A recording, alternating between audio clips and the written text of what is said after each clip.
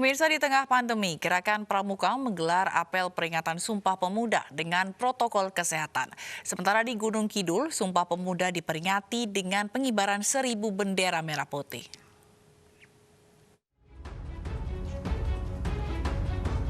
Di tengah pandemi, Gerakan Prajamuda Karana atau Pramuka tetap semangat menggelar apel peringatan Sumpah Pemuda. Apel Gerakan Pramuka ini dilaksanakan di lapangan Gajah Mada, Taman Rekreasi Wiladat 3, Cibubur, Jakarta Timur. Selain menerapkan protokol kesehatan yang ketat, apel peringatan juga dilakukan secara daring. Gerakan Pramuka se-Indonesia menyatakan siap membantu pemerintah untuk ikut serta menanggulangi wabah COVID-19. Hal tersebut dibuktikan lewat sejumlah aksi seperti kampanye 3M hingga membantu ketahanan pangan lewat bakti sosial. Kami putra dan putri Indonesia menjunjung bahasa persatuan, bangsa Indonesia.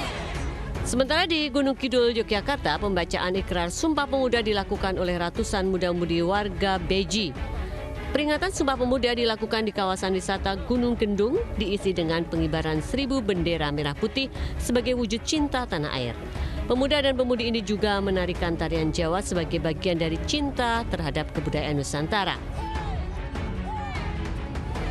Ya, untuk gerakan 1.000 bendera di wisata Watu Gendong ini khususnya untuk kita membangun jiwa pemuda-pemudi khususnya Kelurahan Beji untuk kita bersatu membangun Beji yang nantinya akan menjadi desa yang lebih maju lagi dan berkembang, masyarakatnya bisa sejahtera dengan melalui pariwisata ini. Pemuda-pemudi kita mengajak untuk selalu eksis dalam pariwisata untuk meningkatkan perekonomian masyarakat di Kelurahan Beji. Kegiatan ini mendapat perhatian warga karena menurut mereka para muda-mudi perlu melakukan kegiatan yang dapat menumbuhkan rasa cinta tanah air. Tim Liputan iNews melaporkan.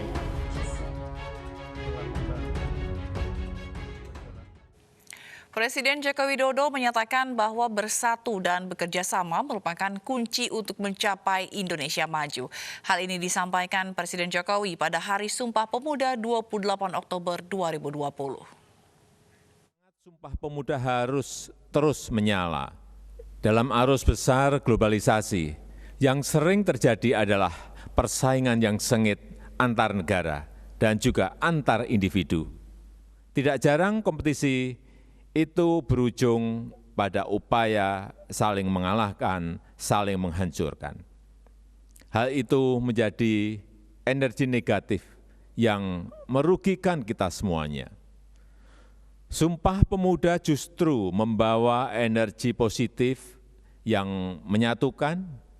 Persaingan dan perbedaan tidak harus membuat kita melupakan adanya masalah-masalah bersama, kepentingan-kepentingan bersama maupun tujuan-tujuan bersama.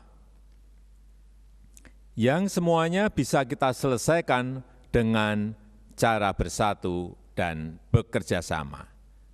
Bapak Ibu hadirin yang saya hormati, bersatu dan bekerja sama adalah kunci untuk mencapai Indonesia maju.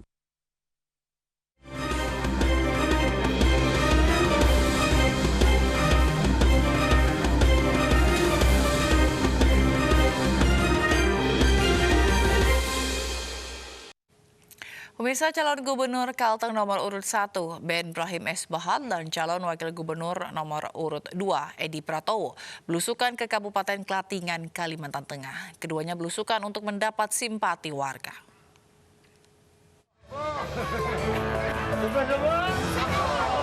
Calon Gubernur Kalimantan Tengah nomor urut 1 Ben Brahim S. Bahat belusukan di Pasar Kereng Pangi, Kecamatan Hilir, Kabupaten Katingan. Di hadapan pendukung dan simpatisan, Ben Brahim mengucapkan terima kasih terutama terhadap 21% warga Jawa di Kalteng yang mendukungnya maju di Pilkada 2020 mendatang. Di mana ya dukungan gitu mengalir bagaikan air bah ya. Ini warga kita dari Jawa untuk mendukung Ben Ujang. Sementara calon wakil gubernur Kalimantan Tengah nomor urut 2 Edi Pratowo belusukan ke Desa Hiang Pana, Kecamatan Tasikpayawan, Kabupaten Katingan. Edi Pratowo berjanji akan memperbaiki infrastruktur jalan di daerah setempat jika nantinya memenangkan Pilkada 2020 mendatang. Kunjungan kita ini sekaligus kita akan melihat kondisi masyarakat kita di Kalimantan Tengah, ya, karena kita akan melakukan roadshow nanti ke Kabupaten Sampit dan seterusnya di wilayah barat ini, sekaligus melihat ya apa sih yang diharapkan masyarakat melalui program-program Sugianto Edi 5 tahun ke depan. Kegiatan kampanye tatap muka yang dilakukan para calon kepala daerah ini untuk mendapatkan simpati dari masyarakat agar dapat memenangkan Pilkada 9 Desember mendatang. Dari Palangkaraya, Kalimantan Tengah, Adisata, iNews melaporkan. Jelang pelaksanaan debat kandidat gubernur dan wakil gubernur Sulawesi Selatan, Komisi Pemilihan Umum membahas persiapan dengan Bawaslu hingga tim pasangan calon. Pengambilan nomor urut untuk penyampaian visi misi yang dilakukan sebelum debat.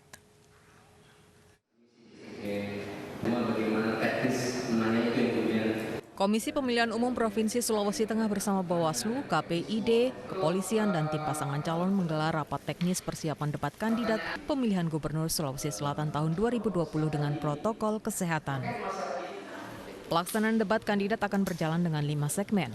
Calon gubernur dan calon wakil gubernur akan memaparkan visi misi dan menjawab pertanyaan. Pengambilan nomor urut untuk penyampaian visi misi dilakukan sebelum pelaksanaan debat paslon gubernur dan wakil gubernur Sulawesi Tengah. Kami mengambil nomor undian di sini agar lebih menggunakan waktu yang efisien dan efektif untuk pada saat debat tidak lagi mengambil undian. Jadi tadi pengambilan undian untuk kesempatan pertama pengambilan pertanyaan debat. Pelaksanaan debat terbuka satu pasangan calon gubernur dan wakil gubernur Sulawesi Tengah tahun 2020 akan diselenggarakan di salah satu hotel di Kota Palu, Sabtu 31 Oktober 2020 dan ditayangkan di iNews TV. Dari Palu, Sulawesi Tengah, Jamie Henry, iNews melaporkan.